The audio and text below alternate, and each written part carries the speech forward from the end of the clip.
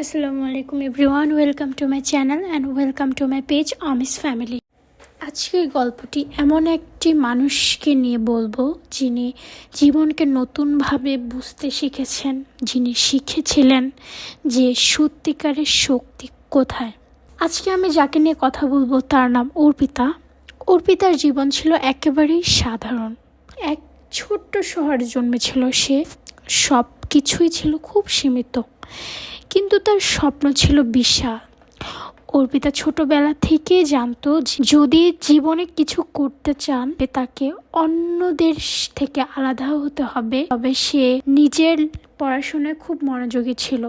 কিন্তু এক সমস্যা ছিল, অর্পিতার পরিবারের পক্ষে তার উচ্চশিক্ষার খরচ বহন করা সম্ভব ছিল না। অর্পিতা জানতো কোনো সাহায্য ছাড়া তার স্বপ্ন পূরণ হবে না। তবে সে ভেঙে পড়েনি। সে খুঁজে বের করলো স্কলারশিপ আর কঠিন পরিশ্রম করে নিজের মেধা আর প্রতিভা দিয়ে প্রমাণ করলো।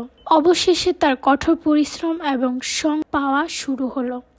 অর্পিতা একটি আন্তর্জাতিক স্কলারশিপ পেয়েছে, যার মাধ্যমে সে তার স্বপ্নের বিশ্ববিদ্যালয়ে পড়াশোনার সুযোগ পেল। কিন্তু তার যাত্রা এখানেই শেষ হয়নি। বিদেশে গিয়ে একা থাকা সহজ নয়।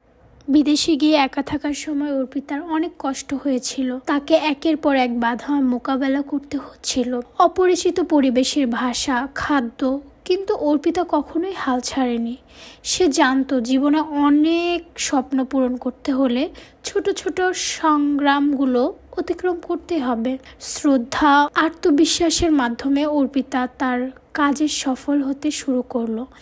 এক সময় সে তার কর্মজীবনে এতটা উন্নতি করলো যে সে একটি সফল ব্যবসা শুরু করেছিল, যার মাধ্যমে সে বহু মানুষের জীবন পরিবর্তন করতে পেরেছিল। অর্পিতা আমাদের শেখায় যে এর মাধ্যমে আমরা শিখতে পেলাম, যখন জীবনে অনেক বাধা আসে তখন সেটা আমাদের শক্তিশালী করে। জীবনটা অনেক কষ্ট হতে পারে, কিন্তু কষ্টের মধ্যে রয়েছে এক অদ্ভুত শক্তি। এটা শুধু অর্পিতার গল্প নয়, এটি আমাদের সবার গল্প। আমাদের সকলের মধ্যে সেই শক্তি রয়েছে যা আমাদের যে কোনো বাধা অতিক্রম করতে সাহায্য করবে।